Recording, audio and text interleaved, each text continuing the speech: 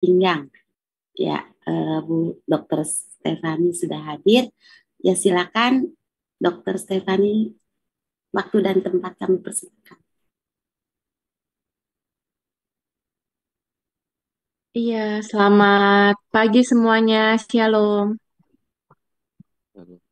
Pagi. Iya, sebelumnya perkenalkan saya Dr. Stefani. Untuk hari ini saya mau sharing ya ke Bapak Ibu semua mengenai ini tuh masalah yang umum banget nih. Dok, sering nih saya sakit lutut, sering nih saya sakit pinggang. Oke, yuk kita masuk ke materi yang berikutnya. Next. Jadi sebelum kita mengetahui apa itu masalah lutut sama pinggang atau nyeri lutut sama pinggang, kita harus tahu dulu nih Bapak Ibu, apa sih definisi nyeri itu tersendiri?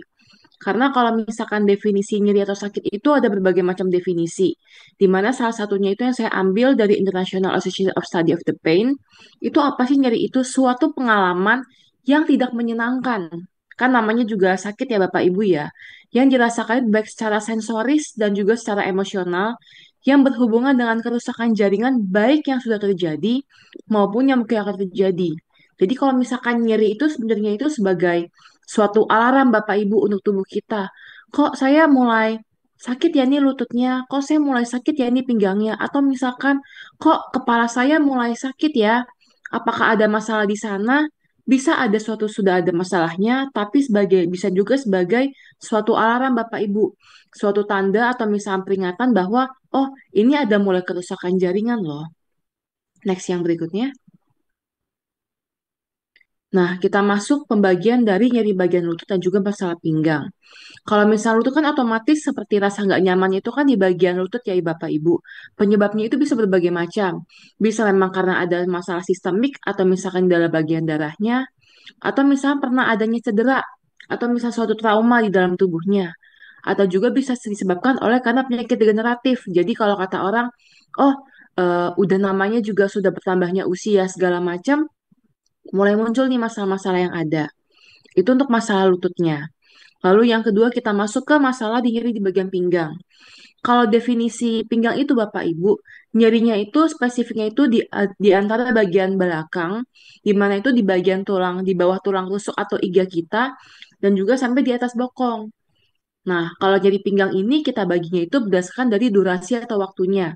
Ada yang kurang dari 4 minggu atau kita bilang nyerinya nyeri akut, ada yang 4 sampai 12 minggu, nyerinya itu nyeri subakut, atau juga nyerinya itu lebih dari 12 minggu, atau kita bilangnya itu udah kronik kita bilangnya.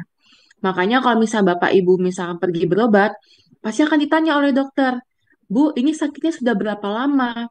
Apakah sudah lebih dari 12 minggu atau misalkan, oh baru 1 bulan ini?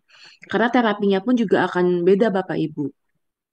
Next yang berikutnya.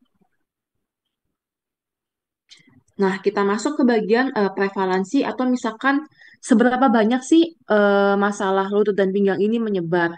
Kita masuk ke masalah nyeri pinggang, di mana tuh kalau untuk masalah pinggang itu cukup banyak Bapak Ibu. Di mana kalau misalkan banyak dari lebih dari 160 negara, termasuk salah satunya Indonesia, itu tuh menyebabkan penyakit kecacatan paling banyak. Jadi mungkin dari awalnya, oh cuma sakit pinggang, cuma sakit pinggang. Cuman kalau misalkan kayak kita biarkan atau kita abaikan, itu bisa mengganggu produktivitas kita Bapak Ibu. Jadi meskipun sakit pinggang, tapi kok untuk kerja segala macam kok lebih nggak fokus ya, atau misalkan jadi lebih nggak produktif ya. Nah, dimana kalau misalkan paling banyak itu di usianya itu kalau udah mulai terutama di usia 50 sampai 54 tahun. Dimana selain kalau untuk makin ke sekarang itu, prevalensinya itu nggak harus di atas usia 50 tahun baru sakit pinggang. Bahkan di range usia 20 sampai 30 tahun pun sudah mulai banyak di Bapak Ibu yang mulai mengalami keluhan-keluhan low back pain atau nyeri pinggangnya ini. Next yang berikutnya. Nah, masuk untuk ke masalah lutut atau misalkan nyeri lutut. Kalau nyeri lutut itu sendiri, kita masuk nih.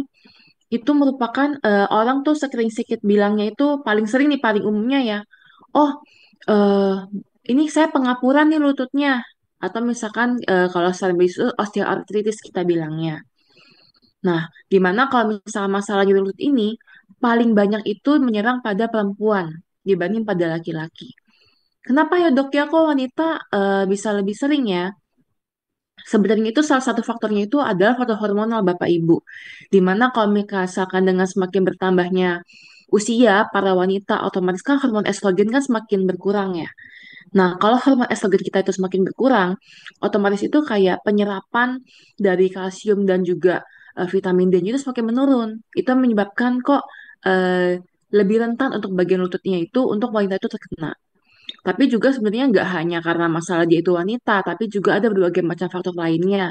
Misalkan dari aktivitasnya dia, atau misalkan juga dengan proporsi berat tubuh yang ditopangnya. Jadi berbagai macam faktor itu banyak Bapak Ibu. Next yang berikutnya. Nah, kita cari tahu nih dulu nih, sebenarnya itu kalau misalkan nyeri pinggang itu penyebabnya itu secara umum kita bagi dua Bapak Ibu. Jadi kita bilangnya itu ada yang secara mekanik atau juga non mekanik. Mekanik itu apa sih dok? Pergerakan Bapak Ibu. Jadi mungkin dari postur kita duduk sehari-hari.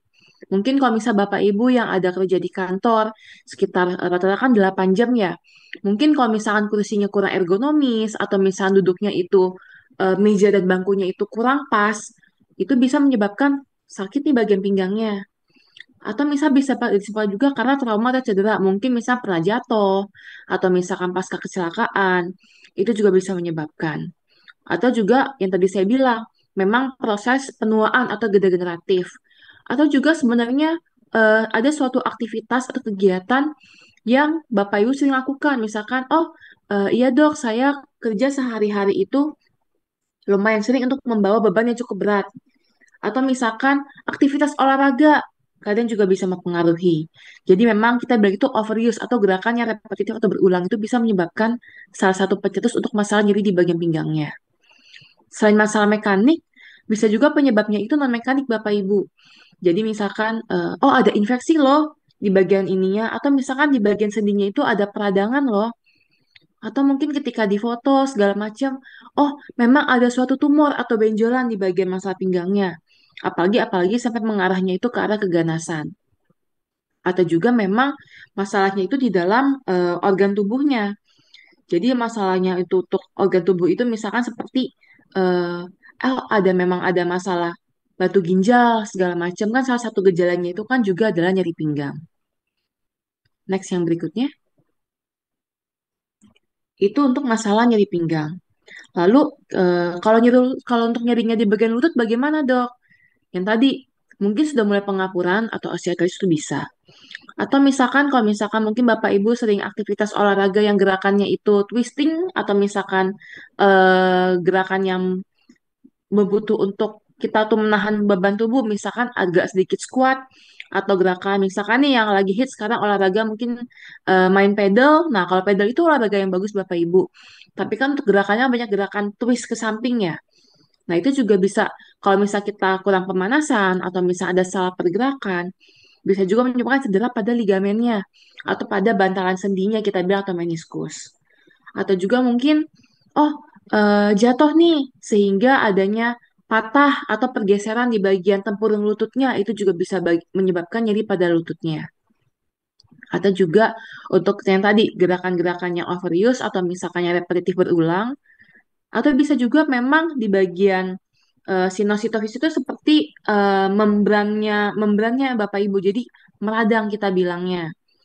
Kalau misalkan sinositosis itu lebih ke arah peradangan itu di bagian membran sinovial yang dimana dia itu fungsinya itu buat bikin cairan oli atau cairan sendi. Nah, kalau misalkan dia itu terganggu atau meradang, otomatis kan produksi olinya kan semakin berkurang, yaitu menyebabkan kok jadinya itu nyeri ya produksi olinya benar sehingga menyebabkan kok kayak kaku ya lututnya. Atau juga kalau misalnya Bapak Ibu sering sakit lututnya terus kok bagian belakangnya itu kok agak bengkak ya belakang lutut ya.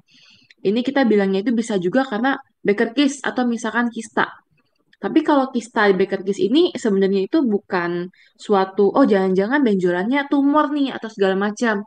Nggak ke arah sana, tapi memang karena faktornya itu faktor proses degeneratif, di mana itu ada masalah muncul di bagian belakangnya itu. Jadi bentuknya itu kayak suatu benjolan lah kita bilangnya.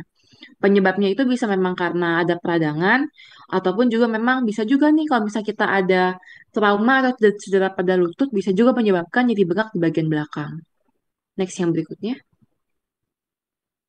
Nah, ini kalau misalkan ini sih lebih ke arah medis banget ya Bapak Ibu ya. Jadi kalau misalkan kita di kedokteran itu, kalau misalkan nyeri lutut itu bukan artinya oh jangan-jangan lutut saya ini udah mulai pengapuran nih. Karena banyak penyebabnya Bapak Ibu. Kita akan lebih spesifik nih, nyerinya bagian mana? Oh, lutut di bagian atas. Oh, penyebabnya kemungkinan bisa ini. Atau misalkan nyeri lututnya di bagian tempurung lututnya, Dok. Atau, oh bukan di tempurung, tapi di bagian bawah agak lututnya. Atau misalkan di samping kanan kirinya.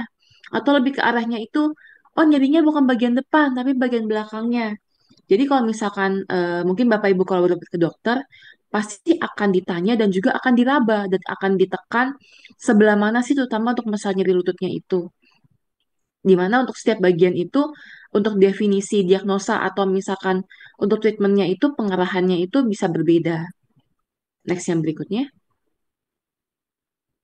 Nah, tadi saya udah jelaskan faktor resikonya apa aja sih? Usia, itu tentu bisa. Kalau kelas degeneratif kita bilangnya. Tadi perempuan udah saya jelaskan kenapa ya perempuan itu kok lebih cenderung beresiko dibanding laki-laki.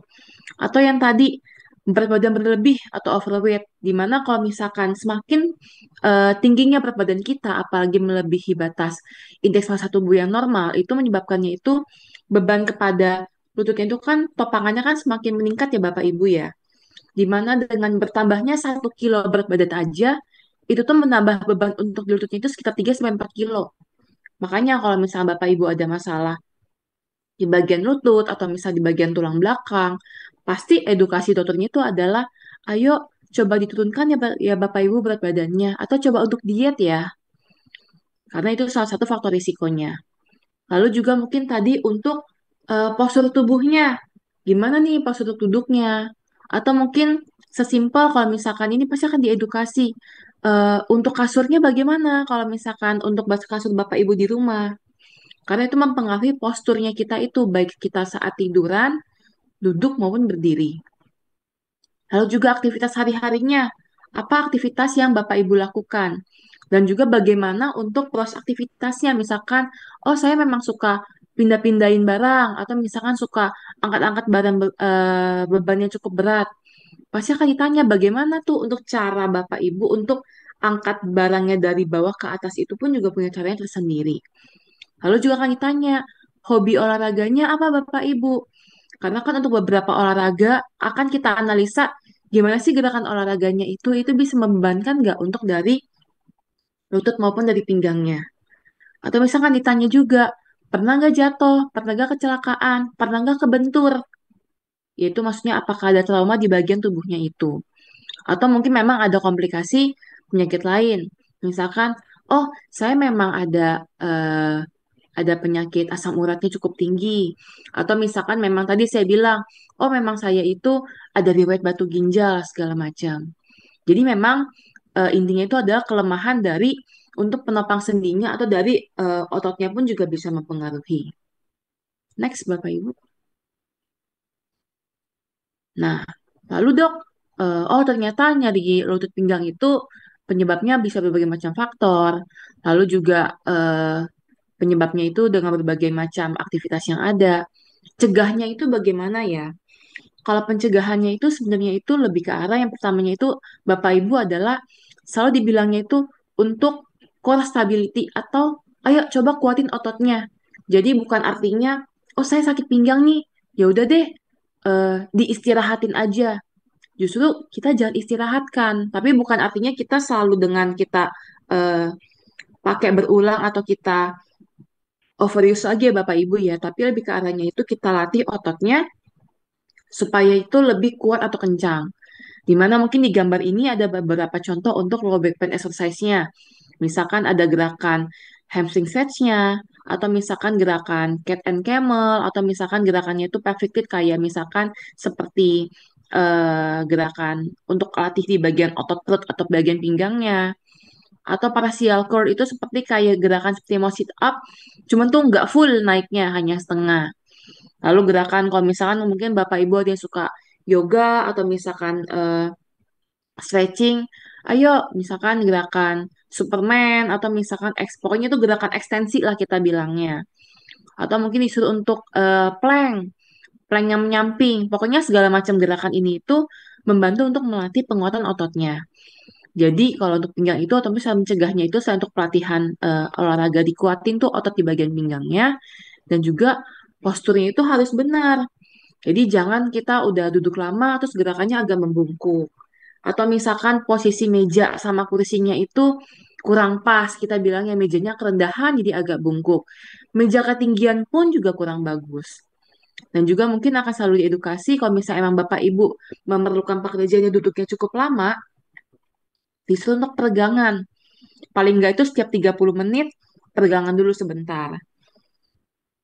Dimana juga selain untuk masalah posturnya itu, tadi ini ada beberapa contoh. Oh, kalau angkat barang itu nggak boleh ya posisinya dari berdiri langsung angkat, tapi akan diminta untuk coba agak jongkok dulu.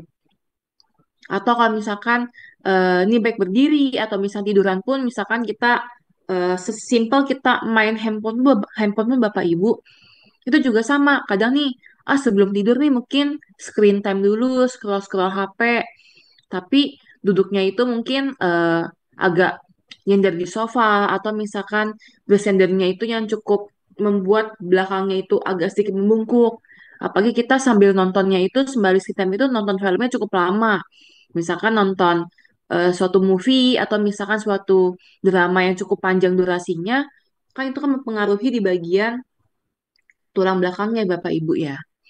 Ini jadi ada berbagai cara untuk intinya kalau kita mau untuk mencegahnya di pinggang, ya udah posturnya kita benerin dan juga kita butuh kalau bisa itu kita melatih untuk bagian core stability-nya. Lalu yang berikutnya untuk masalah nyeri lutut bagaimana ya? Next. Kalau ini salah satu peregangan yang di kantor yang bisa Bapak Ibu lakuin. Jadi untuk apa namanya, dok, mungkin saya itu agak sulit nih kalau misalkan untuk olahraga karena mungkin saya jadwalnya cukup padat. Gak apa-apa kalau misalnya Bapak Ibu nggak sempat untuk olahraga, mungkin ke tempat olahraga, tapi kan bisa untuk peregangan di kantor kita bilangnya. Pas lagi duduk, kita stretching sedikit lehernya ke kanan ke kiri. Atau misalnya ketika duduk itu kita di bagian bahu atau upper back-nya itu kita tekuk ke depan atau kita stretching ke belakang. Atau di bagian kaki nih, kita latih juga nih kakinya, kita stretching nih. Kita lurusin atau extend sebentar. Dan juga terutama untuk bagian pinggang itu paling enak itu adalah kalau kita itu kita rotasi ke kanan dan ke kiri sebentar atau back stretching kita bilangnya. Next.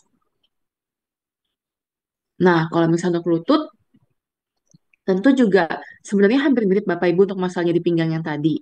Tapi lebih ke arah kita itu kita memilih olahraganya itu lebih selektif. Jadi kalau misalnya untuk masalah lutut itu pun juga olahraganya pun pasti lutut pun ada akan edukasi misalkan oh dengan berenang atau misalkan dengan sepeda.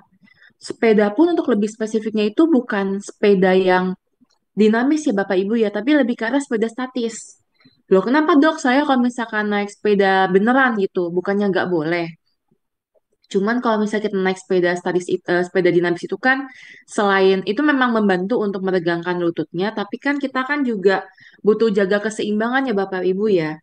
Biasanya itu dengan kita mengayuh sepeda dan membutuhkan untuk stabilisasi keseimbangannya itu menyebabkan kita itu di bagian otot betis belakangnya itu kan otomatis kan akan lebih kontraksi atau misalkan lebih kencang karena butuh untuk dan juga bagian ininya kan juga akan lebih tegang sehingga jadinya itu akan menambah kerja otot lah kita bilangnya.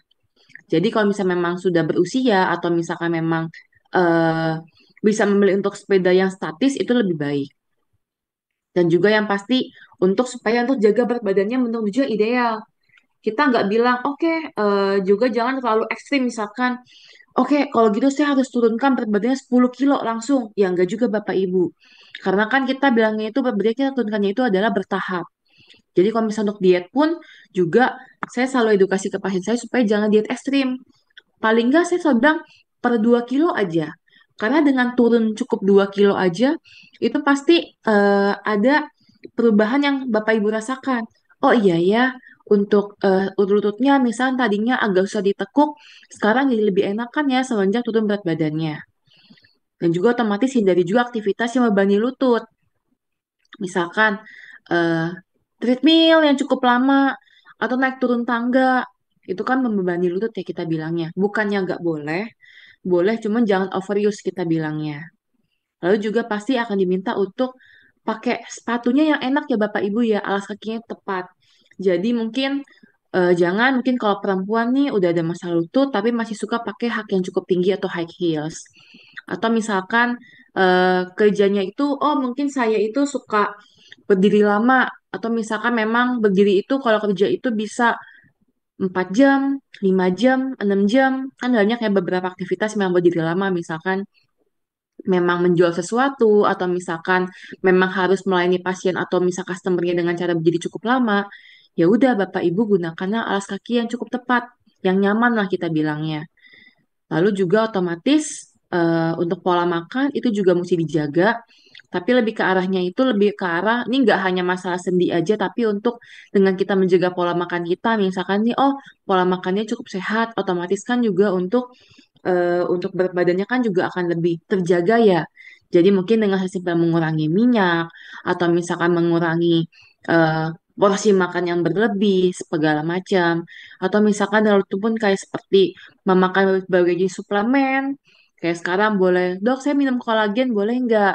Dok saya mungkin untuk minum vitamin D atau misal minum kalsium segala macam.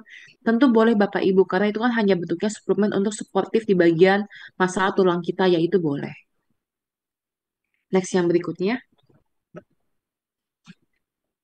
Nah, itu kan pencegahannya. Terus dok, kalau misalkan saya lagi sakit nih, pinggangnya, atau misalnya nanti lu juga bagian lututnya, apa yang harus saya lakukan? Pertama, sebenarnya kalau mungkin Bapak Ibu sering dengarnya itu dikompres. Kompresnya anget apa dingin dok? Tergantung Bapak Ibu. Nyerinya itu durasinya itu berapa lama? Kalau misalnya itu masih akut, misalkan, oh habis jatuh nih, kebentur segala macam, kita kompres dingin karena masih kurang di 3 hari. Nggak usah lama-lama, paling hanya 10-15 menit aja selama 2-3 kali sehari. Kompres dingin itu bukan berarti kita tempelin es batu langsung ke kulit kita ya Bapak Ibu ya. Jadi harus dibungkus dulu. Boleh dengan handuk atau misalkan dengan kain supaya ada penghantarnya kita bilangnya. Soalnya kalau misalnya langsung dari es batu langsung kita tempelin, sebenarnya itu untuk menghindari eh, iritasi pada kulitnya langsung sih sebenarnya lebih ke arah itu. Jadi baiknya itu kita bungkus dengan kain ataupun dengan handuk. Tapi kalau misalkan, oh sakit pinggang atau lututnya itu cukup lama gitu. Oh ya udah, lebih enak itu mungkin dengan kompres hangat. Bahkan kan sekarang itu cukup banyak ya Bapak Ibu ya. Kalau misalnya Bapak Ibu ke apotek-apotek swasta atau misalkan ke berbagai outlet yang menjual seperti misalkan kalau sebut merek nih misalkan kayak Guardian, Watson, Century dan kawan-kawan itu cukup banyak yang menjual seperti kayak modelnya itu kayak heat pad atau kalau istilah katanya itu koyo hangat. Nah, itu juga boleh Bapak Ibu beli kalau pinggang yang cukup lebar, ditempelkan itu juga boleh. Dan juga untuk penanganannya otomatis namanya juga lagi sakit, bukan artinya pasti kita istirahatkan. Cuma bukan artinya itu kita beneran hanya tiduran aja. Jadi nggak dilatih otot itu juga jangan. Karena kan menyebabkan kalau misalnya kita bed rest terlalu lama itu menyebabkan ototnya itu malah mengecil atau atrofi kita bilangnya. Lalu juga perbaikin postur. Jadi misalkan yang tadinya duduknya suka bungkuk, ayo boleh misal pakai korset ditegakin. Atau juga kalau misalkan eh, berdirinya nih suka berdirinya bukannya tegak lurus tapi suka menopang ke satu sisi kayak agak miring, itu juga jangan. Atau misalkan posisi tidurnya, misalkan akan ditanya kasurnya boleh kalau misal Bapak Ibu bisa udah pagi kalau misalnya kita sudah mulai berusia ya, kita menggunakan kasur ortopedik lah kita bilangnya, nggak harus kasur ortopedik otomatis tuh kalau kasur itu jangan yang sekali kita tiduran tuh langsung bles, ambles, empuk ke dalam gitu. Itu jangan. Kalau bisa tuh yang agak keras atau misal bahan latex pun itu juga boleh. Lalu juga kalau misalkan emang sakit banget, boleh kalau misalkan Bapak Ibu pengen minum painkiller atau pereda nyeri. Tapi dilihat juga ada nggak masalah pada lambung.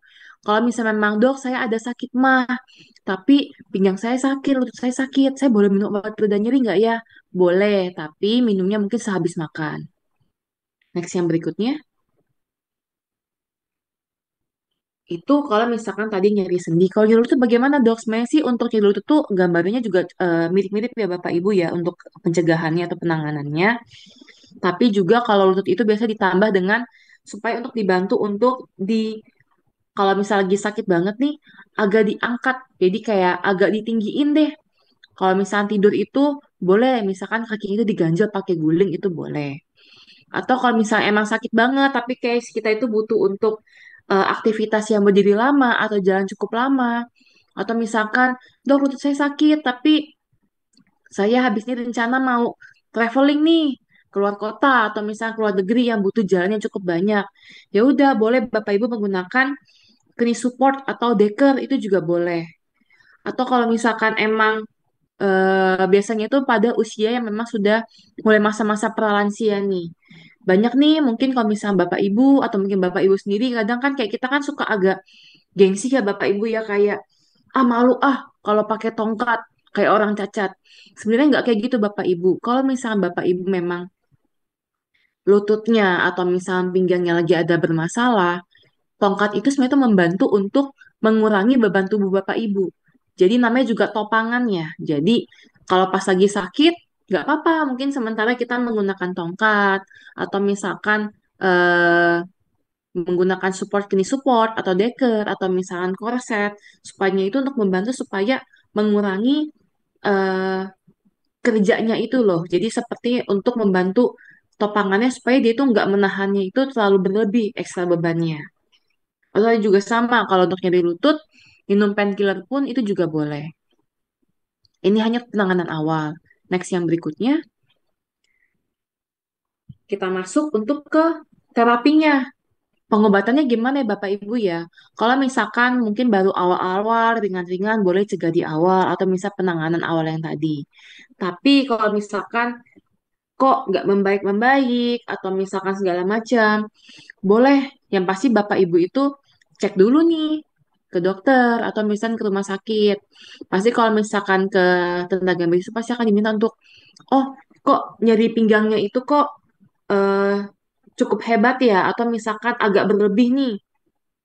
Boleh misalkan pasti akan diminta untuk coba difoto bagian tulang belakangnya atau bagian lututnya. Seperti gambar tadi saya bilang, takutnya kan ada masalah-masalah lain ya, tidak hanya masalah otot biasa.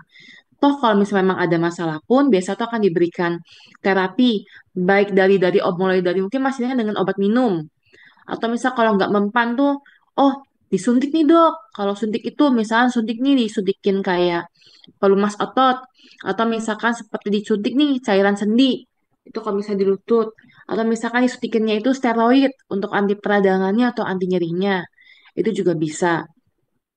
Atau misalkan habis suntik disuruh fisioterapi nih, disuruh tuh saya untuk selain pakai skin support atau misalkan pakai korset, tapi diminta juga untuk menjalani fisioterapi atau rehabilitasi medik itu juga boleh. Dengan beberapa latihan penguatan otot dan juga untuk peregangan di bagian sendinya. Atau misalnya terapi akupuntur, itu juga boleh. Jadi misalkan kan udah fisioterapi ditambah dengan akupuntur, selama memang tidak ada kontraindikasi pada akupunturnya, itu juga boleh. Atau kalau misalkan memang contoh pengapuran lututnya, ketika difoto, oke udah tipis banget nih bantalan sendinya. Jadi kalau misalnya pengapuran itu ada grade-grade-nya Bapak Ibu. Grade 1, 2, 3, atau 4. Kalau masih 1, 2, oh mungkin masih bisa dengan akupuntur, dengan fisioterapi, dengan pereda nyeri dan kalau atau misalkan dengan dibantu massage pun juga mungkin masih bisa. Tapi kalau sudah mulai grade 3 4 di mana itu juga apalagi sudah sangat mengganggu sekali aktivitas, berkata gerak dikit aja sakit, kan udah grade-nya cukup parah ya. Atau misalkan untuk masalah HNP atau misalnya penyempitan saraf kejepitnya itu sudah sangat parah sekali, mungkin beberapa kasus itu membutuhkan operasi, tapi ini kita bilangnya itu opsi terakhir lah kita bilangnya. Next yang berikutnya. Nah, break ini adalah itu kan tadi untuk dari gejala-gejalanya, lalu juga pencegahannya seperti apa yang harus kita tangani di awal, dan juga terapinya seperti apa. Ini berupa kayak alarm sign. Jadi kalau misalkan nih Bapak Ibu ngerasa ada masalah pada lutut atau pinggang dengan ada tanda-tanda ini harus waspada Bapak Ibu. Ibarat kata, segeralah periksa ke dokter. Jadi misal kalau pada lutut itu, kok di lutut itu tuh sakitnya itu ditambah bengkak, merah, dipegang itu kok agak panas gitu. Atau misalkan, oh habis jatuh nih, tapi kok bunyinya langsung krek. Nah, atau misalkan kayak lututnya itu gak bisa digerakin. Atau bahkan sampai saking sakitnya sampai demam. Nah, itu baiknya coba cek ke dokter. Atau kalau misal pinggang nih, kalau pinggang itu nyerinya itu bukan perlahan, tapi kayak tiba-tiba sakit. Apalagi tuh sampai ke pasti kan menjalar ke kaki ya. Ditambah kok mulai agak eh, lemes ya, atau misalkan kok mulai agak mati rasa, atau misalkan kesemutannya itu cukup berlebih. Ditambah, dok sekarang itu saya tuh sakit pinggang itu sampai udah sulit nahan pipis loh, atau misalkan untuk nahan BAB aja tuh juga mulai agak sulit. Apalagi saya dengan juga untuk udah cukup lama nih nyeri pinggangnya sampai 2 minggu lebih. Nah, maksudnya untuk jangan didiamkan Bapak Ibu, tapi segeralah cek untuk ke dokter atau ke rumah sakit. Next.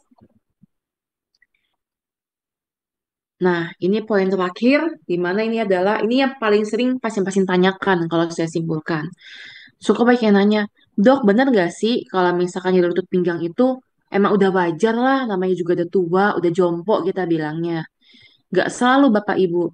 Bukan berarti kalau misalnya dengan semakin tua itu membuat kayak kita mewajarkan untuk masalah sendinya. Bisa kok kita cegah dengan cara kita pola hidup sehat, dengan postur yang benar, dengan pengobatan yang tepat, dengan olahraga yang tepat. Itu bisa kita cegah. Atau, dok, lutut saya nyeri, boleh diurut gak ya? Boleh. Selama kita cek dulu, selama tadi alarm yang saya sebutin itu nggak ada, itu mungkin kan hanya otot kencang, mungkin jadi lututnya jadi sakit itu boleh. Tapi juga pastikan kalau Bapak Ibu pergi urut pun, pastikan untuk tukang urutnya itu yang ngerti masalah otot. Takutnya kalau sembarangan diurut, bukannya membaik ototnya, tapi yang ada malah ngunci. Atau salah urut, jadinya malah makin sakit. Lalu, bener nggak ya dok ya? Aduh saya sakit pinggang nih, udahlah. Bed rest total aja. Jangan Bapak Ibu, kalau misalnya kita beres total itu malah itu memperlambat pemulihannya.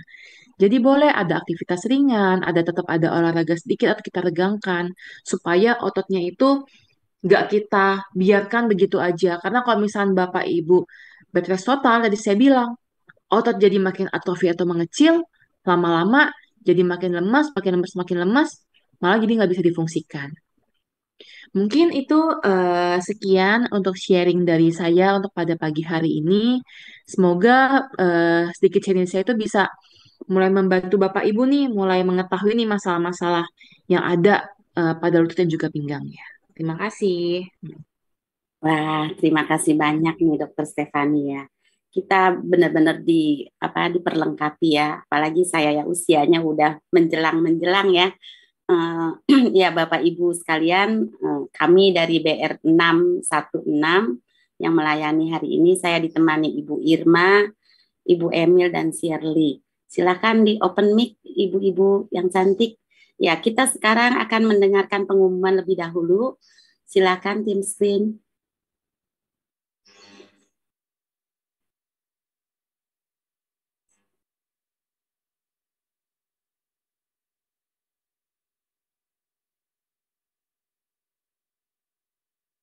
Shalom, kembali diadakan Bible Study bersama Bapak David Basuki pada tanggal 17 September 2025. Bapak Ibu dapat mempersiapkan diri dengan sebelumnya membaca Roma pasal 3 ayat 21 sampai 31 dan menjawab pertanyaan-pertanyaan yang ada di layar. Sampai jumpa, Tuhan Yesus memberkati. Shalom. Selamat pagi Bapak Ibu yang baru pertama kali hadir di dalam Mesbah Koramdeo pagi ini. Tolong tulis nama dan nomor telepon di room chat. Kami ingin mengenal Bapak Ibu lebih dalam lagi. Buat Bapak Ibu yang ingin didoakan, silakan tulis nama dan ingin didoakan. Kompak adalah komunitas sepakat yang terdiri dari 2-3 orang yang terikat janji untuk saling membangun. Kami dari MCD 47 sampai 52. Tuhan Yesus memberkati. Yes.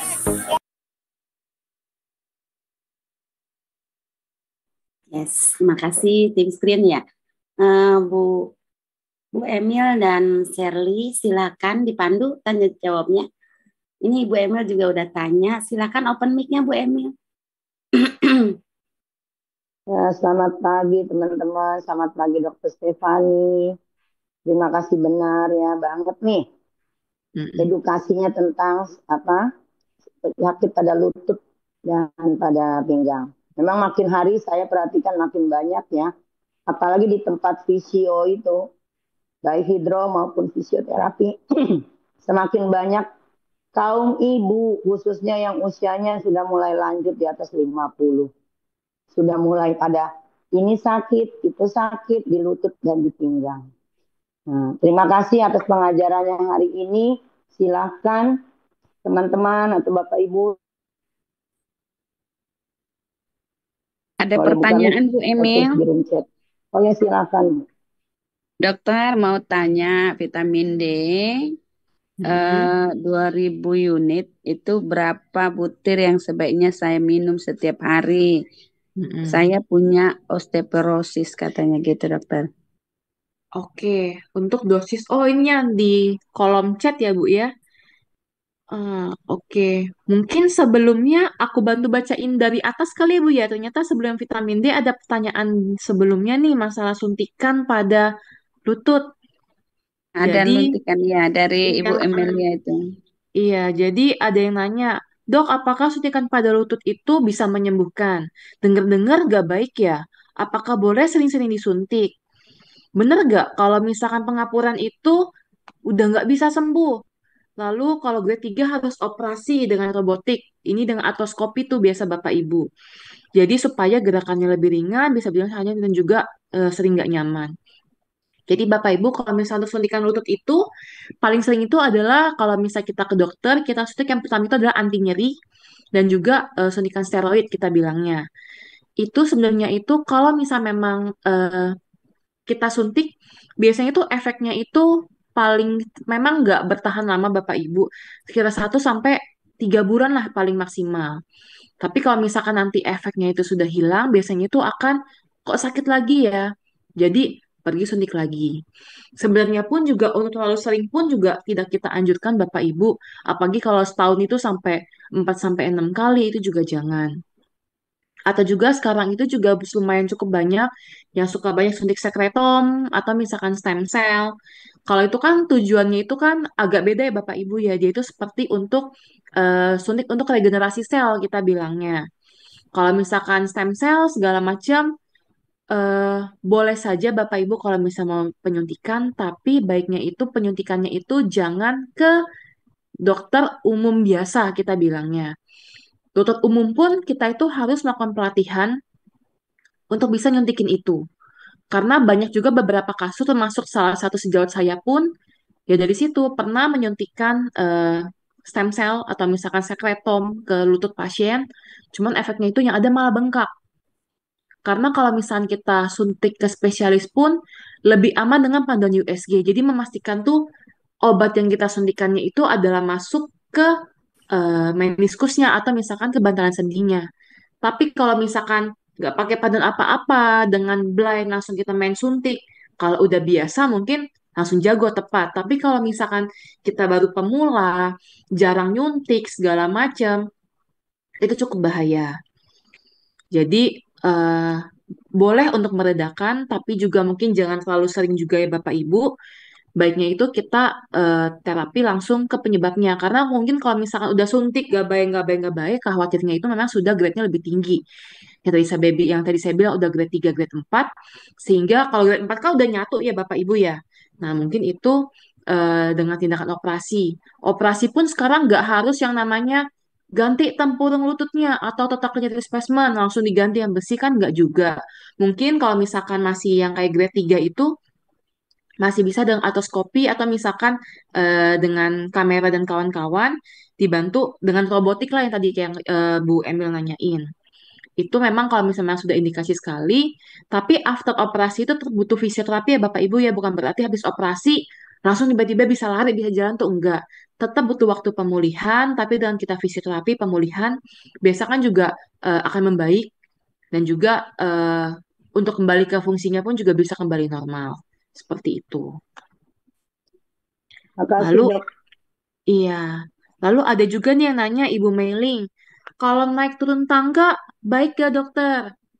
Naik turun tangganya apa dulu nih Bapak Ibu? Kalau misalkan memang untuk olahraga, tadi kan mungkin ada saya sarankan untuk alternatif lainnya, mungkin dengan berenang, atau misalkan dengan kita itu sepeda statis.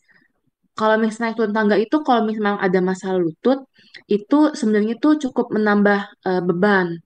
Tapi dok, saya bukan untuk olahraga. Memang saya kerjanya itu naik turun tangga. Misalkan kantornya memang banyak naik turun tangga. Atau misalkan untuk di rumah juga tangganya banyak. Nggak ada lift atau dan kawan-kawan.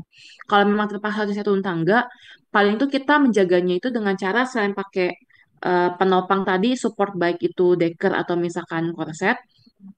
Mungkin juga dengan kalau misalkan kita naik tangga, kita mulai dari lutut yang lebih nggak sakit. Jadi lutut yang sehat kita bilangnya. Kalau turun tangga kebalikannya, kan dia kan untuk pas kita mulai turun itu mulai dari kaki yang nggak sakit dulu. Jadi supaya untuk membantu nopang lah kita bilangnya. Terus ada lagi yang nanya nih Bu Esther, Dok, kalau berat badan ideal usia 70 tahun itu berapa ya? Kalau berat badan ideal itu kita nggak berpatokan pada umur Bapak Ibu, tapi kita lihatnya itu juga dari tinggi badannya. Jadi kalau misalkan perhitungan indeks massa tubuh itu, ibarat kata kalau Bapak Ibu buka kalkulator nih, Bapak Ibu misalkan nih saya ambil kalkulator nih, berat badan Ibu misalkan contoh 60 kilo, dibagi sama tinggi badannya tapi dalam satuannya sentimeter. Jadi misalkan dalam satuan meter. Jadi misalkan tinggi badannya 160. Kalau gitu kan 1,6 meter ya kita bilangnya. Ibu bagi 60 tadi, 60 kilo kita bagi 1,6. Lalu kita bagi lagi sama 1,6. Nanti muncul angka tuh 20 berapa. Kalau misal ideal itu di range 18,5 sampai 22,5 itu indeks massa tubuh yang normal. Tapi kalau misalkan melebihi itu, misalnya udah mulai di angka 25, itu kan udah masuknya itu kan di 22,5, 23,5 sampai 25 itu kan udah masuk ke overweight ya. Di atas 25 itu udah masuk itu obesitas. Apalagi kalau angkanya di atas 30 itu udah masuk obesitas grade 2. Jadi hitungnya itu nggak dari umur Bapak Ibu, tapi lebih dari ke apa namanya berat badan sama tinggi badannya. Tapi nggak hanya patokan itu, juga jangan ibu pusing, aduh berat badan saya segini, tinggi badan saya segini. Tapi kan setiap orang kan punya posturnya masing-masing.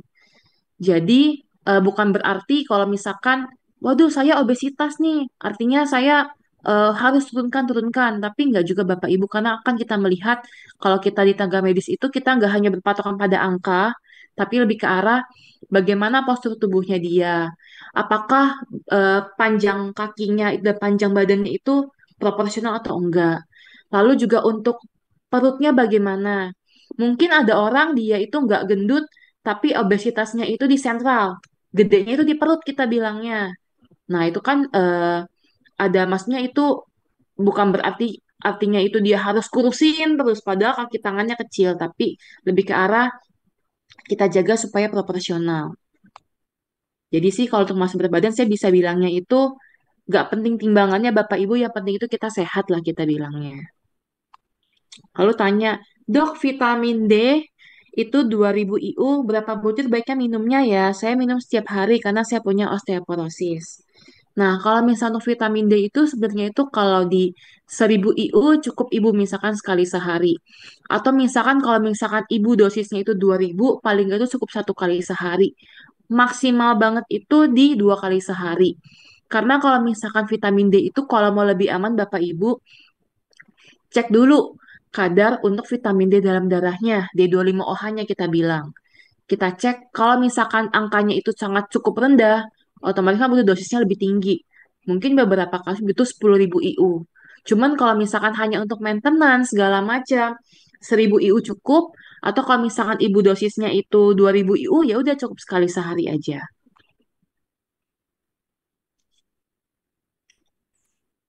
Ada yang nanya juga, dok, benarkah jus wortel itu bagus untuk tulang? Yang namanya buah-buahan segala macam itu baik bagus-bagus aja Bapak Ibu. Cuman kalau wortel itu kan karoten ya. Karoten itu mungkin lebih unggul untuk masalah mata kita bilangnya atau misal untuk vitamin bagi matanya. Mungkin kalau misalkan tulang Bapak Ibu butuhnya itu lebih bagusnya itu misal untuk kayak kalsium atau misalkan kalau misal butuh kolagen nih. Nah, mungkin dari sumsum tulang kita bilangnya. Kalau misalkan tulangnya itu mungkin dari untuk sumsum tulang sapi oke, atau misalkan untuk beberapa mungkin ada yang makan B2 itu juga boleh sumsum tulang babi. Tapi masalahnya kalau punya kolesterol cukup tinggi kan resiko ya. Itu boleh diganti dengan sumsum tulang, misalkan dengan ceker ayam pun itu juga boleh. Ada juga yang tanya Bu Meling, dok kalau jari tangan itu kebas sama rapi kebas itu kenapa ya? Pertamanya itu Bu Meling kita harus cek dulu nih biasa kalau ke pasien saya akan minta cek untuk pertama tensi darahnya bagaimana, tekanan darahnya, lalu cek kadar darahnya dalam tubuhnya itu misalkan simpel kolesterolnya bagaimana, asam uratnya bagaimana, gula darahnya bagaimana. Kalau misalkan hasil darahnya itu normal, baru kita masuk yang ke yang berikutnya. Oh, apakah masalahnya di muskuloskeletal atau misalnya masalah di otot atau misalkan di bagian ada penyempitan sarafnya. Jadi kalau misalkan darahnya bagus, mungkin kita bawa sport massage atau misalkan kita akupuntur atau segala macam. Kalau membaik, oh ya udah, memang hanya masalah otot jatuh juga di bagian sarafnya aja. Kecuali kalau misalkan di bagian tangannya itu nyerinya itu dari leher menjalar.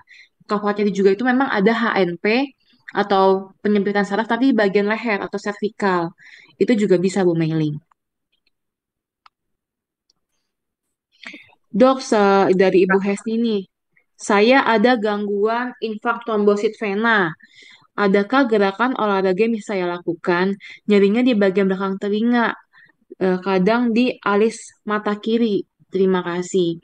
Kalau misalkan Bu Hesni itu ada maksudnya itu gangguan, kalau orang bilangnya itu deep vein thrombosis atau misalkan dia itu karenanya itu darahnya kental, nah sering seperti itu.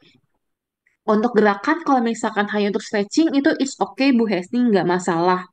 Cuman mungkin Bu Hesni jangan gerakan yang kalau memang ada DVT ya kita bilangnya ya atau misalkan masalah varises seperti itu eh, jangan yang gerakan atau misalkan berdirinya terlalu lama kita bilangnya.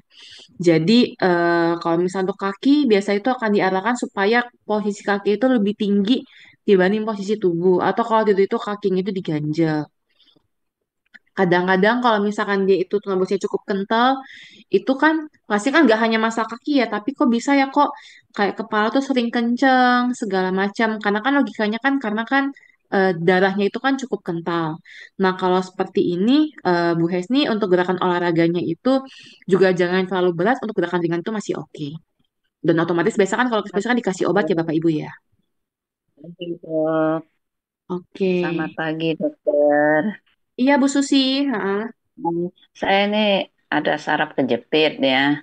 Saya mau tanya, kan dikasih dokter obatnya Apa tuh? Nospirin, Nospirin. Nah, ini agak pelemas otot bukan ya. Sebetulnya saya bukan di parung lututnya sakit, di bawah Mm-mm. lutut. Ini kan ke arah betis. Kalau bangun pagi itu ya kaku gitu, rasanya berat banget mau bangun. Hamali obat vitamin mata, mecobalamin itu pengaruh hama lambung nggak saya minum ini ya? Karena saya ada lambungnya. Hmm, Nospirin oke. 80 gram. Gimana Kalau dong? Nospirinal itu bukan obat pelemes otot, Bu Susi. Jadi sebenarnya Oke. itu dia tuh bisa dua fungsi. Yang pertama itu sebagai painkiller bisa atau pereda nyeri. Jadi kalau misalkan untuk meredakan nyeri nih, bahkan untuk beberapa pasien dipakai untuk obat demam pun juga bisa. Jadi itu sebenarnya lebih karena untuk meredakan nyeri ibu. Dan juga kalau misalnya memang ada masalah gangguan darah, itu sebagai eh, anti pembekuan darah atau kayak pengencer darah kita bilangnya. Tapi mungkin kalau kasus Bu Susi saya nangkapnya itu mungkin lebih efektif itu untuk sebagai pereda nyerinya aja. Nah, jadi kalau misalkan Bu Susi memang, tapi dok saya tuh ada masalah lambung. Nah, kalau misalnya masalah lambung seperti ini, nospirinalnya itu nggak boleh banget diminum dalam perut kosong. Karena itu bisa melukai lambung. Jadi pasti diminta pasien, diminta dokternya itu sudah makan dan juga biasa akan dikasih obat lambungnya juga. Mungkin Iya, bukan sehari vitamin. 3 kali Ah, dokter disuruh minum sama obat pengencer darahnya, nospirinal. Tapi saya Iya. mulai kemarin nospirinal itu ya, pagi Mm-mm. ini saya bangun, memang saya nggak minum lagi konsumsi obat lambung karena enggak nyeri ya. Ternyata perih lagi, yang mana yang Hmm, harus selain diminum? nospirinal, ada obat lain nggak Bu yang Ibu minum? Selain Eh, nospirinal dan vitamin. kalau vitamin tuh apa Pramaton ginseng saya minum dari dokter. Karena badan suka dingin, kalau saya minum itu nggak dingin lagi sih. Tapi kemarin saya nggak tiap kali minum ya vitaminnya sih. Berapa hari sekali lah saya minum kadang.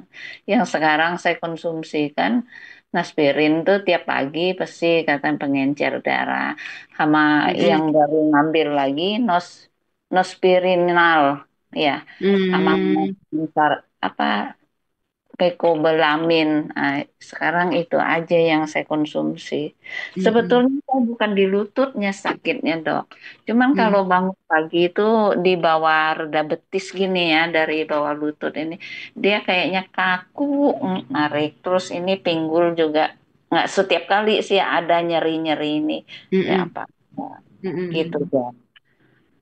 Jadi sih Gimana? untuk Bu Susi, kalau gitu kan ada obat lainnya selain aspirinal yang tadi, seperti mecobalamin. Mecobalamin itu sebenarnya kan lebih ke arah vitamin B Ya, lah kita bilangnya untuk masalah saraf kesemutannya mungkin karena Bu Susi ya. kaku jadi dikasih obat itu.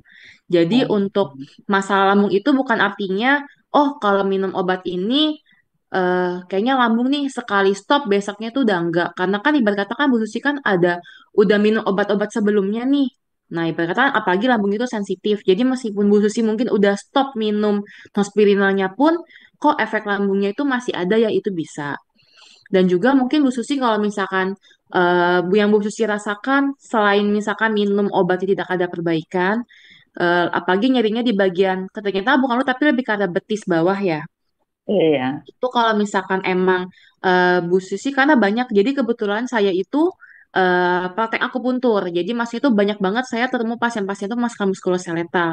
Itu Bu Susi boleh. Jadi misalkan Bu Susi itu bawa untuk pergi sport massage. Kalau kita bilangnya itu ke tukang urut lah kita bilangnya. Tapi dengan Oh. catatan nggak ada tanda-tanda yang tadi saya jelasin ya, tanda alarm tadi ya. Itu boleh. Jadi saya minum obat anti nyeri, hanya vitamin saraf, atau misalnya sampai pengencer darah segala macam. Coba Bu Susi bawa untuk ke fisioterapi boleh, atau dibawa massage boleh. Karena banyak juga pasien, kayak pasien saya nih, dia masalah betis udah bertahun-tahun gak baik-baik, tapi dengan terapi, dengan kayak bawa dia fisioterapi dengan akupuntur dan juga sport massage, itu membaik Bu Susi. Ya. Jadi mungkin Dulu harus itu dikontrol berapa ya Bu tahun Susi ya. kembali? Ya, makasih dok. Selamat pagi. Mm-mm. Dokter, Iya, maaf, praktek ya. di mana, Dok? Apa Bu Iya, untuk ininya? Praktek ya, praktek di Oke, mana? ya. kalau saya praktek umum, jadi saya prakteknya itu dua. Kalau praktek umumnya itu di Puskesmas Pademangan. Tapi kalau Oh, misalkan untuk akupunturnya itu saya di daerah Sunter Bu untuk prakteknya. di Jadi dia itu Pademangan memang dekat Oh, mana dok ya? apa? Pademangan di mana alamatnya ya? Sama. Kalau umumnya di Puskesmas Pademangan Bu, Oh Puskesmas gitu. Pademangannya. Heeh. Di Kalau situ tapi kita itu bisa untuk bayar pengobatan swasta ya. umum. Mm-mm. Bisa bayar Oh, swasta di situ dok. kenapa? Itu pakai bayar swasta kan? Bisa. Mayoritas sih puskesmas pakai BPJS ya Bu ya. Cuman kalau umum pun Karena juga saya bisa. lokasinya jauh dok. kayaknya nggak bisa masuk kali. Saya kan daerah Cilengsi. Kalau ke Mm. Pademangan kayaknya nggak bisa masuk, Dok. Iya. Iya, heeh, heeh. Ya, deh. Makasih banyak, Dok ya. Selamat pagi. Pagi. Ini ada pertanyaan lagi nih, ada yang belum selesai. Dok, vitamin Vitamin D. D3, K2 ya? Itu tuh maksudnya itu apa sih? Jadi kalau vitamin D3 itu sebenarnya itu ada dua fungsi Bapak Ibu. Jadi kalau misal vitamin D3 itu kan untuk meningkatkan penyerapan kalsiumnya ya kita bilangnya. Sedangkan kalau K2-nya itu fungsinya itu supaya untuk memastiinnya itu kalau D3 nyerap si kalsiumnya, kalau K2 itu mastiin kalsiumnya itu masuk ke tulang. Jadi nggak hanya ke pembuluh darah. Itulah sebabnya mungkin banyak sekarang yang mungkin banyak promosi obat yang bilangnya jangan cuma D3 aja. Kalau D3 itu kan untuk meningkatkan kadar D3 dalam darahnya. Cuman kan khawatirnya nggak nyampe nih ke tulang kita bilangnya. Makanya kombinasinya itu D3 dengan K2. Si K2-nya itu ngebantu supaya si kalsiumnya itu masuk nih ke dalam tulangnya. Atau sebenarnya kan kalau misalkan memang Bapak Ibu cukup terpapar dengan sinar matahari, kalau orang zaman dulu kan nggak ada tuh ya vitamin kayak begini. Tapi kan kalau orang zaman dulu kan dengan mataharinya kan cukup. Dan juga kan matahari kan sekarang itu kan nggak seterik atau se-UV yang sekarang ini. Nah, cuman kalau misal mungkin Bapak Ibu yang memang aktivitasnya kayak saya, banyak dalam ruangan, ya pergi pagi, pulang malam, di dalam ruangan mulu.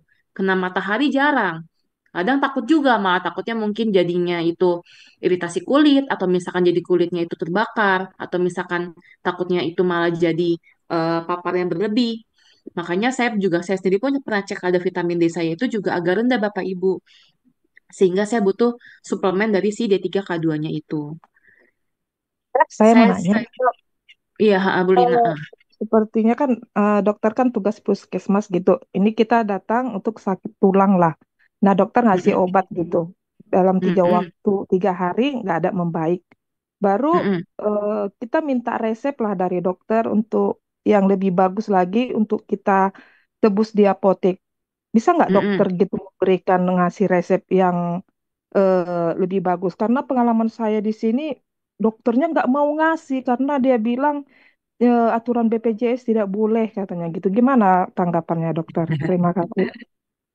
Nah, jadi sebenarnya mungkin ini mungkin tergantung dari tempat prakteknya masing-masing, tergantung dokternya ya Bapak Ibu ya. Cuman kalau saya kan ngomongnya kalau di saya nih. Jadi kalau di Puspademangan itu memang Bu, kalau untuk BPJS itu ibarat kata kalau misalkan nih Ibu ada sakit lutut, kita kan ada dong obat-obat generik yang kita sediakan di puskesmas. Pasti kita berikan obat itu supaya nggak membebankan pasien ibarat kata, ih saya berobat ke puskesmas, malah disuruh beli obatnya itu di luar. Kan ibarat kata nggak semua pasien itu kan affordable atau mampu untuk beli resep obat di luar. Tapi kalau saya pribadi pun tergantung juga. Toh kalau misalnya pasien saya ini udah saya berikan obat di puskesmas, ibarat kata masih belum membaik.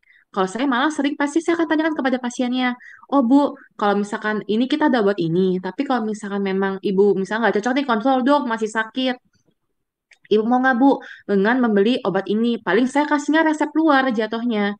Jadi kita berikan resep tapi untuk ditebusnya itu di luar. Karena kan beberapa obat kan memang nggak bisa langsung dibeli ya. Kalau saya pribadi pun kalau di pus kami sih bisa-bisa aja memberikan ya. Cuma mungkin maksudnya itu kalau di puskesmas tadi Ibu maksud itu mencegah nih supaya kita nggak banyak resepin di luar. Karena kalau BPJS kan sekarang suka survei atau misalkan konfirmasi ke masyarakat ya, baik via WA atau dihubungi dari telepon tuh katanya saya juga nggak paham juga. Akan ditanya, kalau misalkan nih Ibu Lina berobat di Puskesmas Pademangan, disuruh beli obat di luar gak? Iya nih dok, iya nih Pak, saya malah disuruh tebus obat di luar. Nah itu kan kekhawatiran itu kan adalah penyalahgunaan. Mungkin lebih ke arah situ sih Bu Lina. Sebenarnya sih kalau misalkan butuh, emang pasiennya butuh resep luar, biasanya sih kita akan merekomendasikan aja sih atas persetujuan pasiennya. Jadi kita juga nggak boleh maksain untuk beli obat di luar. Terima kasih dokter. Mm-mm. Iya, banyak sekali ini pertanyaannya ya dokter ya. Luar biasa dokter. Saya pun Iya. salah satu yang vitamin Mm-mm. D-nya defisit ya dokter ya. Iya. Jadi itu kalau jemur itu yang baik jam berapa ya dokter? Nah, ini saya juga sering dapat pertanyaan di Bu Maria. Kalau Hmm. misalkan dari jemur bayi atau misalkan kita jemur. Masalahnya kalau misalnya saya boleh, ini kalau menurut saya Bu Maria ya, kita itu tergantung Iya, pertama ibu lokasinya di mana. Misalnya saya Jakarta Utara nih, ibarat kata kan agak beda ya, apalagi misalkan nih di sekitar rumah saya itu, di halaman rumah saya itu gersang, nggak ada pohon, kan lebih terik ya Bapak Ibu. Dibanding kalau misalkan, oh ada nih mungkin di daerah Jakarta Timur atau misalkan Jakarta Selatan, yang mungkin masih ada lebih penghijauannya, itu kan lebih rindang yang kita bilangnya. Cuma sih saya selalu edukasi ke pasien saya, terutama kan saya pegang pasien bayi ya, pegang pasien anak. Dok, saya jemur bayinya jam berapa ya? Saya akan bilang, lihat cuaca Bapak Ibu. Kalau lagi mendung, kan artinya kan pasti lebih siang dong. Tapi kalau misalkan dia itu cukup terik. Kalau mau lebih aman nih kalau pukul ratanya, kalau saya mah saya tuh jarang banget edukasi pasien untuk kayak jam 10 atau beberapa pasien bilangnya, tapi kata dokter ini jam 12. Ada yang bilang jam 10, ada yang bilang jam 9, ada yang bilang jam 8. Jadi beda-beda. Kalau saya bilang ke Bapak Ibu, nggak usah ambil pusing Bapak Ibu. Lihat seberapa terik itu matahari saat itu. Ketika jemur pun juga jangan terlalu lama. Jangan setengah jam gitu. Jadi kalau bayi ini setengah jam, yang ada bukannya sehat, yang lama jadi hitam saya bilangnya. Jadi cukup dijemur misalkan di jam 7 pagi pun kalau udah terik itu juga boleh. Atau di jam 8 pagi, 15 menit aja. Kalau bayi kan dibolak-balik ya. Nah, mungkin kalau misalkan untuk kayak kita yang sudah berusia, mungkin lansia-lansia yang vitamin D-nya itu kurang, boleh misalkan Bu Maria di jam 8 pagi, atau misalkan di jam 9 kan mungkin masih enak ya. Sebentar aja Bu Maria, jadi misalkan kayak ya 15 menit segala macam. Kalau misalkan nih ada beberapa pasien, tapi dok saya mau pengen ikutin teori paham yang katanya jam 12 siang. Kalau memang jam 12 siang, itu jangan lupa pakai sunscreen. Karena kalau misalkan terlalu lama terkena matahari kan, resiko kanker kulit juga ada kita bilangnya. iya. Itu sih Bu Terima kasih Maria. dokter. Iya, makasih banyak dokter. Dan Iya. untuk ini ya, untuk awal nih ya, kita kan udah menjelang usia seperti sekarang ya. Awal-awal pemeriksaan untuk cek ya sebelum terjadi semua itu apa yang harus kita cek ya. Kalau ke puskesmas kan kalau belum ada rasa nyeri belum boleh ya. Belum berobat. Iya, belum boleh berobat ya. Sedangkan Iya. kita kan mau tahu lebih awal gitu ya untuk kita mencegah jangan sampai udah masuk rasa nyeri itu udah grade 1, 2, 3 gitu ya. Dari awal itu apa ya dokter yang harus kita lakukan gitu pencegahannya? Sebenarnya Pemeriksaannya. pemeriksaannya, Ya, oke. awal. Sebenarnya kalau misalnya memang sudah masukin usia pralansia atau lansia, kan kalau sekarang kan ada program kesehatan gratis ya Bu Maria ya. Nah, ini saya Iya, karena kerja di yang puskesmas setahun nih. sekali Jadi ya. sebenarnya itu ya setahun sekali. Gak harus waktu ulang tahun ya Bapak Ibu ya. Jadi sekarang kalau dulu kan kampanyenya kan waktu ulang tahun aja. Kalau sekarang enggak kok. Ya berarti itu setahun sekali Bapak Ibu boleh akses vaskesnya atau misalkan vaskes misal BPJS-nya dimanapun datang untuk cek. Nah, cuman memang kalau boleh fair-fairan kita bilangnya, itu kan programnya itu kan ada paket-paketnya ya kita bilangnya ya. Jadi misalkan kalau misalkan, dok saya udah ke puskesmas, tapi cuma diceknya kadar gula darah aja, yang ada banyak ditanya-tanya. Namanya juga screening. Jadi kalau screening itu adalah Bapak Ibu besok akan di-assess, akan kita tanya dulu. Jadi mungkin paketnya Bu Maria nanti dengan Bu Lina misalkan agak beda kita bilangnya. Jadi tergantung kebutuhan sih. Saya nggak bisa bilang, oke untuk di awal kita cek-cek ini. Karena pasti beda-beda. Misalkan nih, kalau Bu Lina, misalkan, oh ya orang tua saya ada masalah ini nih, gula darah. Ada juga kolesterolnya pada tinggi nih di rumah. Pasti akan saya indikasikan pemeriksaan itu. Tapi kalau misalnya untuk Bu Maria, oh mungkin dia di keluarganya nggak ada riwayat sakit ini. Jadi mungkin pemeriksaan itu akan beda. Cuman kalau mau ambil simpelnya, kalau untuk kita pukul rata nih ke semua pasien, kalau untuk pemeriksaan darah dulu ya kita bilangnya ya, paling nggak minimal sekali ibu cek lah, misalkan kayak kadar gula darahnya, kolesterolnya, asam urat. Karena kan itu kan lebih ke arah bukan mastodon tapi kan ke pola makan ya. Nah, kalau misalkan, hasil darahnya segala macam bagus, mungkin mau lebih advance lagi, ditambah nih fungsi hati, fungsi ginjal itu boleh. Atau misalkan nanti keluhannya apalagi, eh kok sakit pinggangnya sampai ke masalah kencing, boleh cek untuk di urin lengkapnya. Tapi kalau misalkan masalah itu kan kalau masalah sisi perdarahannya nih, sistemiknya lah kita bilangnya. Cuman kalau misalkan dengan itu ternyata semuanya itu normal, lalu juga sudah di fisioterapi, pergi puang pijat biasa juga nggak membaik, kadang bukan hanya pemeriksaan darah, mungkin tadi butuh difoto. Misalkan nih sakit pinggangnya nggak sembuh-sembuh, mungkin butuh MRI di bagian lumbar atau tulang belakangnya, atau misalnya di bagian lututnya kita foto buat dilihat masalahnya. Mungkin itu sih Bu Maria. Oh, jadi pas waktu ditanya itu kita keluhannya apa ya sama Iya, dokternya gitu. Nanti mm-mm. diceknya di bagian situ jadi ya. Iya, jadi nanti Kalau dokter nggak itu ada keluhan berarti nggak dicek ya. Nah, maksud saya kalau itu sebelum apa sakit pinggang atau lutut itu kita cukup ronsen atau apa gitu untuk tahu aja atau enggak, apa kalau tindakannya. ibu nggak ada keluhan sakit, jangan iseng ronsen juga, karena kan itu kan radiasi ya Bu ya kalau kita ronsen ya. Radiasi itu kan Hmm. juga ibarat kata tuh setahun aja maksimal banget. Kalau emang nggak butuh-butuh banget itu 2 kali atau sekali setahun. Jadi kalau emang nggak ada keluhan untuk apa foto, ya paling untuk check up awalnya bolehlah cek-cek basic kita bilangnya kolesterol, asam urat, gula, dan itu kan bisa di puskesmas itu seperti itu. Cukup sih Bu Maria tampaknya. Mm-mm. Kalau mencegahnya sebenarnya bukan Karena ceknya, saya aktivitas pola ya, hidupnya lebih tepatnya. mm-mm, Heeh. pola hidupnya ya, oke sih. Mm-mm. Karena saya Mm-mm. banyak duduk gitu ya, banyak Mm-mm. banyak aktivitas duduk ya, gitu. Iya, Kadang saya berapa jam berdiri untuk supaya jangan terlalu banyak duduk gitu, berdiri hmm, sengaja gitu ya. Karena iya takut ya takut peregangan. juga karena beberapa iya beberapa temen tuh ya pada saraf kejepit segala ya itu untuk Iya, iya. aku juga nggak mau ya kita semua nggak ada yang mau ya ngalamin gitu. Iya. Maksudnya check up awal itu bagaimana supaya kita tahu gitu kondisi Oh, pinggang iya boleh kita boleh. gitu. Iya, Mm. oke. Ya, jadi boleh ronsen dulu ya biar lihat-lihat aja ya. Cek. Enggak Bu, kalau nggak ada keluhan nyeri, asal ronsen, kalau saya sih nggak rekomendasi ya, karena balik ke paparan Nah, radiasinya.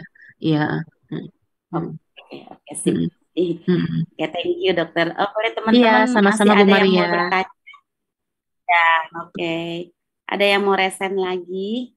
Mm. Tadi ada Lili nih, Bu Emil boleh bacakan Lili bertanya? Ada yang Bentar, nanya Bu. nih, saya lihat nih, ada Bu Ya, Santi. ya, Dok, di pergelangan bisa. tangan kadang kerasa nyeri, padahal udah disuntik. Sepertinya apa harus suntik terus? Terima kasih. Apakah boleh minum piroxicam kalau nyeri? Piroxicam anti nyeri, boleh-boleh aja sih, Bu Santi, tapi tidak jangka panjang. Kalau misalkan Bu Santi di pergelangan tangan, misalkan paling sering kalau ibu-ibu itu kita bilangnya itu, apakah saya nggak tahu nih, apakah masalahnya itu CTS atau carpal tunnel syndrome, sering gerakan, mungkin kayak kita depan keyboard lama, atau kalau misal orang zaman dulu tuh, ya nih saya suka ngulek, suka nyuci, sehingga di bagian pergelangan tangannya itu sering kena. Itu kalau suntik itu kan balik lagi hanya untuk meredakan, misalkan untuk disuntikin sebagai anti nyerinya kah, atau misal untuk peradangannya kah, atau misalkan hanya untuk sekretomnya kah.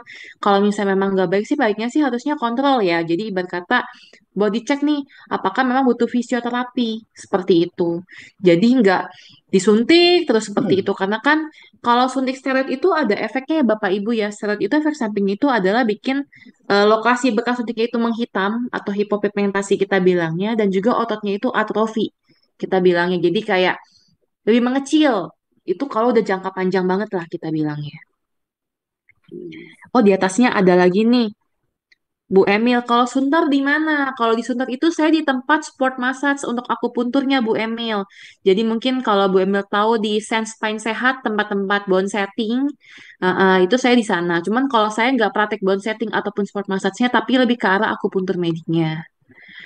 Bolehkah minum obat-obat seperti Mional, Dolonerobion, segala macam akibat olahraga? Mional, nah ini Mionalnya pelemas otot, masker relaksan. Nah, kalau misalkan emang habis olahraga aktivitasnya ini mau minum masker relaksan, boleh-boleh saja. Cuman kalau misalkan bisa dengan istirahat, kenapa enggak? Misalkan nih habis main back, nge-gym, segala macam, pegel, kalau bisa dengan istirahat tanpa obat itu lebih baik. Tapi kalau emang mau minuman sesekali oke. Tapi Mional dan vitamin Neurobion itu nggak jangka panjang ya. Kalau misalnya emang ibu harus minum pun juga pasti akan kita bilang banyak minum air putihnya. Terus tadi pergelangan tangan udah, ini udah. Glukosamin buat lansia, boleh, nggak apa-apa. Itu kan hanya suplemen. Lalu juga Ibu Melian, kalau pakai sunscreen, sunblock malah nggak dapat full manfaat sinar matahari. Bener nggak?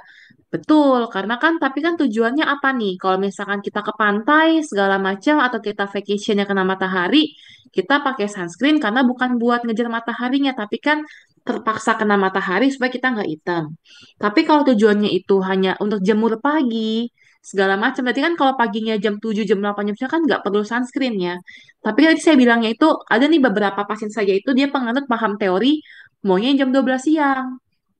Saya juga nggak paham mengapa harus jam 12 siang banget. Kan ada beberapa, mungkin saya nggak tahu dari mana, cuma kan mungkin, tapi dok katanya tuh lebih bagus sinar UV-nya. Ada yang bilang seperti itu. Kalau saya jujur saya belum pada dalami jurnalnya Bapak Ibu kalau tepat di jam 12 siang.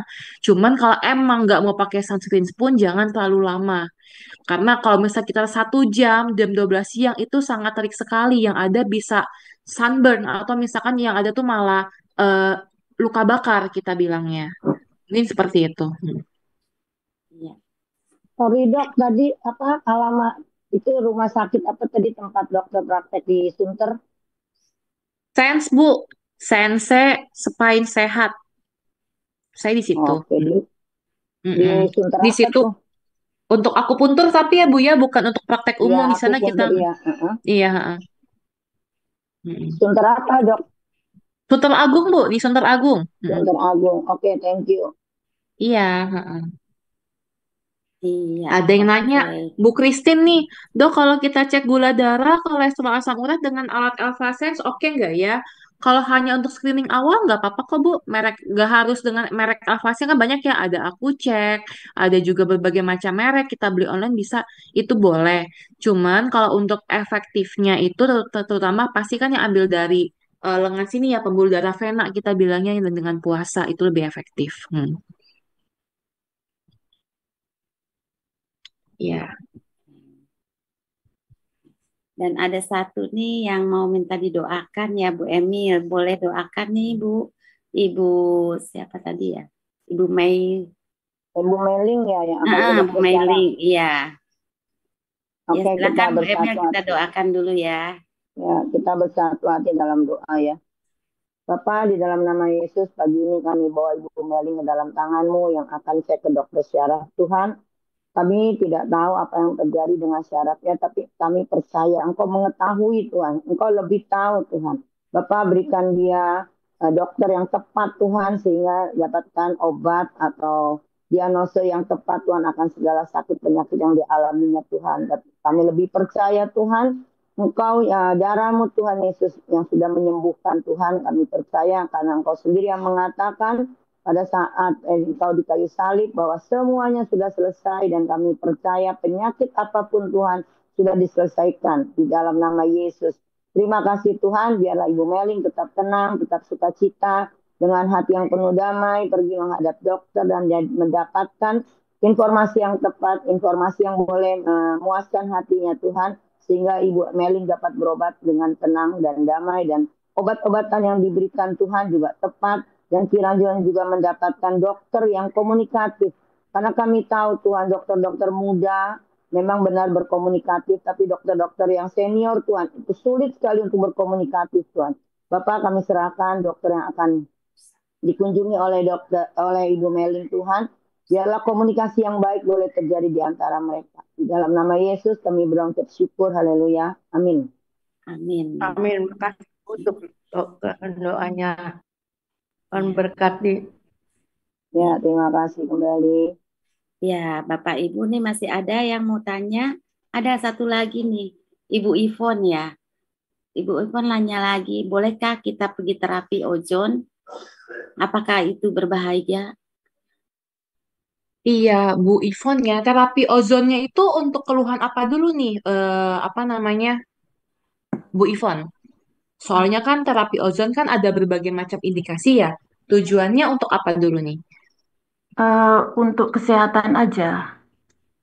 Oh, oke. Katanya sih supaya bersih darahnya. Apa benar? Jadi sebenarnya Bu Ivon kalau misalnya terapi ozon itu kan lebih tergantung nih, dia kan ada berbagai macam ya. Ada yang darahnya kayak diambil, dicampur ozon terus kayak dibalikin lagi ke darahnya itu ada. Ada juga terapi ozonnya itu bentuknya suntikan.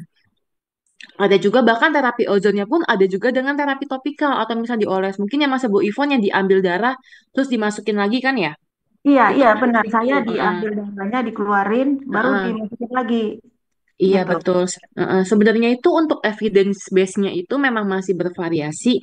Tapi kalau misalkan tujuannya, karena beberapa pasien saya juga ada terapi ozon, jadi itu dia untuk kalau istilah penjelasan lebih gampangnya itu ibarat kata darahnya itu kayak ada yang bilang dibersihkan lah segala macam. Cuma sebenarnya itu lebih ke arah kalau untuk masalah-masalahnya kayak Bu Ivon itu ada masalah nyeri pada punggung bawah segala macam, mau dicoba boleh atau masalah itu pun juga ada. Tapi ada juga itu efektif juga untuk masalah-masalah infeksi. Jadi misalkan Bu Ivon ada nih, ada yang mungkin ada yang sakit gula di rumahnya, lalu dia juga kok penyembuhan lukanya kok nggak sembuh-sembuh ya. Ada juga yang pakai masalah okusi berarti itu pakai ozon itu juga boleh. Ada juga untuk masalah yang kayak eh ini penyumbatan pembuluh darahnya. Nah, untuk terapi sirkulasi itu juga boleh. Cuman untuk terapi ozon sih sebenarnya sih mau dicoba boleh, tapi pastikan untuk treatmentnya itu di tenaga medis yang memang sudah terlatih dan juga harus steril ya, Ibu ya. Jadi nggak boleh asal-asal yang ambil darahnya segala macam. Dan juga apa namanya efek sampingnya itu lebih ke arah kenapa harus hati-hati karena kan ketika darahnya disuntikan kembali hati-hati bisa ada emboli. Emboli itu yang bikin kok abis suntikin tiba-tiba ada penyumbatan. Itu kan itu kalau resiko berbahaya ini kita bilang. Cuman kalau udah terlatih mah harusnya itu aman. Atau juga apa namanya juga jangan terapi ozon ada juga beberapa terapi ozon itu yang kayak di hirup. Nah, itu kan juga jangan ya. Cuman kalau hanya untuk mau dicoba, boleh saja Bu Ivon. Cuman saya juga kurang gitu paham mengenai efektivitasnya. Cuman yang saya tahu, karena kan sekarang treatment kan sudah makin canggih ya.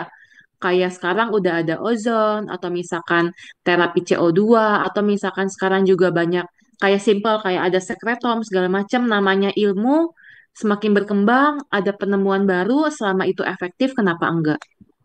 Mungkin itu sih Bu Ivon. Ya, makasih dok. Saya udah lakukan 1 kali ke dokter spesialis sih, spesialis Mm-mm. ya. Gimana Tapi Bu ya, Ivon? Jadi pengen tahu testimoni Bu Ivon. Oke nggak Bu Ivon? biasa-biasa aja sih. Habis itu nggak ada kerasa apa-apa, nggak ada efek. Kurang Cuma efektif ya. yang nggak tahu Mm-mm. ya ke depan-depannya efeknya. Tapi selama ini sih nggak ada ya. Itu Oh, aja. Dok, iya. mm-mm. Itu aja. Mm-mm. Terima kasih dok. Ya. Iya, heeh. Oke, Soalnya setahu oke saya nih ozon tuh Pak. dia butuh berkali-kali Bu Ivon, nggak mungkin hanya satu kali. Biasa ada paketnya setahu saya. Mm-mm. Oke, oke ya. Mm. Oke, Makasih. heeh. Oke, tidak terasa ya, udah jam 7:30. Rasanya Iya. masih kurang nih dok. Kalau kalau konsultasi kesehatan tuh dari A sampai Z ya mau ditanyain. Iya, terima kasih banyak ya Bu Dokter Stefani udah mau Iya. menemani kita berbagi dengan kita ya, apalagi para lansia nih yang ngadepin Mm. banyak hal ya, masalah tulang Sama-sama nih. Bu. Ya, Mm-mm. terima kasih banyak. Ya, Mari sering-sering aja Bu. ya Bu, Eh, Bu Maria. ya, Sering-sering aja Ibu iya Dokter betul. Stefani bawakan Kadang edukasinya supaya kita yang awam mengerti ya. Terima Iya. kasih juga ya Iya, pengajaran hari sama-sama ini. Bu. Mm-mm. ya udah meluangkan waktunya buat berbagi dengan kita-kita nih, memperlengkapi Shalom Bu kita Rosi, saya ya. mau tanya Oh, sebentar, masih ada ada waktu. yang mau tanya. Gimana Dokter Stefani masih bisa? Iya, boleh. Kenapa Boleh, Bu? silakan. Masih ada waktu. Ya, aku Mm-mm. tanya, kalau orang nih telapak kaki yang di bawah sakit, Mm-mm. injak lantai aja sakit kayak ditusuk itu. Mm-mm. Nah, ya itu kayak ditusuk kan dia banyak beririk sih gitu sih. Dia banyak 1 hari bisa terus gitu dia ini. Tiba-tiba Uh-uh. kakinya sakit, diinjak lantai aja sakit, nggak bisa injak kayak ketusuk gitu. Mm-mm. Nah, dia terapi, dokternya suruh dendam es batu. Es batu yang Mm-mm. kecil-kecil ditaruh di Oke. air itu, akhirnya masukin tuh sehari berapa kali gitu dendam. Ya itu Mm-mm. benar nggak? Ya, aku tanya itu Oh, dong. oke. Jadi Ibu Akyun ya kalau kayak gitu ya. Kalau Iya, pada iya. tumit itu Bukan kalau kaki kita saya. oh Iya, oke. iya. Jadi paling sering cari tahu dulu Bu untuk masalah tumitnya apa. Paling sering sih plantar fasciitis kita bilangnya. Jadi berkata peradangan di bagian bawahnya. Sama biasa itu akan diminta dulu tuh foto ronsen. Apakah ada tumbuh tulang muda? Kalau udah tuh jelas pasti itu kayak ada tumbuh pengapuran atau spur di bagian tumitnya. Jadi sih saya harus tahu dulu nih penyebabnya itu apa. Apakah memang ada tumbuh spur di bagian tumit tulang mudanya atau dia itu apa namanya peradangan di bagian sendinya kah atau misalkan sesimpel ternyata ada mata ikan pun itu juga bisa bikin nyeri. Kalkaneus atau misalkan kayak muncul kanvas mata ikan itu juga bisa. Dokter terapi sih Heeh. bilang nggak ada apa-apa ya, cuma apa tuh yang dibilang, jadi dia hanya suruh dalamin S1 satu hari bernya 3-4 kali gitu, didendam terus baskom, Mm, taruhin es batu mm, sama air didendam gitu doang sih, nggak ada mm. apa-apa deh. Kayak kayaknya telapak kakinya doang yang sakit, diinjak apa, bukan di atas, di bawah ya, kalau diinjak itu Iya, heeh, yang heeh. di bawah kaki ini, yang injak Mm-mm. lantainya ya, Iya. itu kalau diinjak apa di ini ya sakit. Hmm. Paling sering mungkin saya anggap plantar fasciitis ya Bu ya. Itu sebenarnya untuk kompres es boleh kok nggak masalah. Biasa 10 sampai 15 menit aja. Tapi sebenarnya nggak hanya di kompres es, tapi biasa kan diminta untuk pakai insole atau alas kakinya itu yang khusus tahu saya biasanya. Sama ya paling nggak tambahannya kayak anti nyeri. Lalu juga kalau emang masih nggak membaik juga dengan kompres es, baru tuh yang agak lebih advance kayak disuntik segala macam. Selama memang dekat setelah dikompres itu membaik itu boleh kok. Memang itu salah satu terapinya, Bu. Hmm.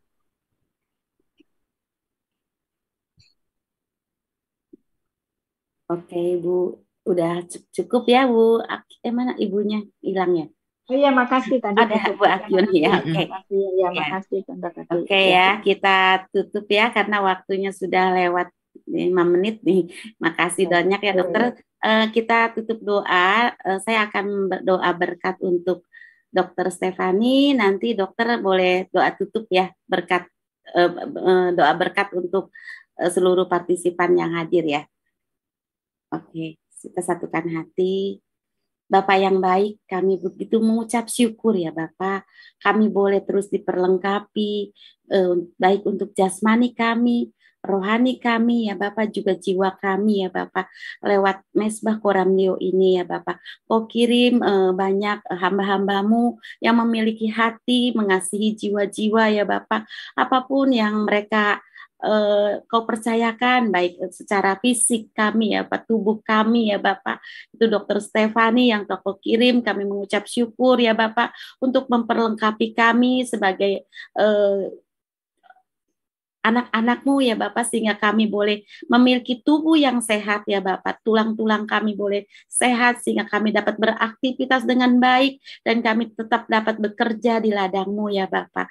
Berkati terus dokter Stefani ya Bapak dengan berkat yang lengkap daripada Engkau, baik jasmani, rohani maupun jiwanya ya Bapak, sehingga dokter Stefani boleh terus memuliakan namamu, boleh apapun yang dikerjakan dokter Stefani berhasil ya Bapak.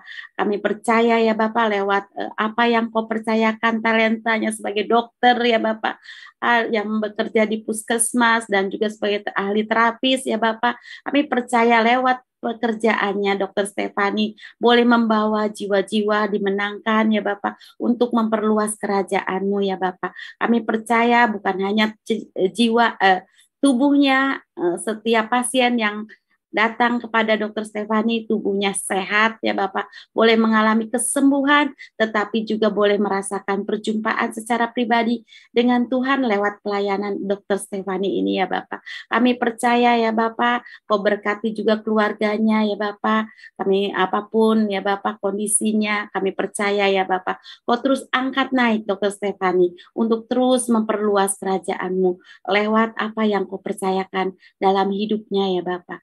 Kami serahkan dokter Stefani dalam tangan kasih-Mu, biarlah kemuliaan demi kemuliaan terus mengikuti dokter Stefani, memenuhi dokter Stefani ya Bapak. Kasih Tuhan terus mengalir lewat pelayanan dari dokter Stefani ini ya Bapak. Terpujilah namamu di dalam nama Tuhan Yesus. Kami mengucap syukur, haleluya, amin. Silakan dokter. Doa berkat untuk para partisipan. Iya. Ya Tuhan yang Maha Pengasih, terima kasih untuk hari ini ya Tuhan, karena kami semua telah berkumpul bersama untuk pada hari ini dalam kegiatan edukasi Kristen semua pada hari ini.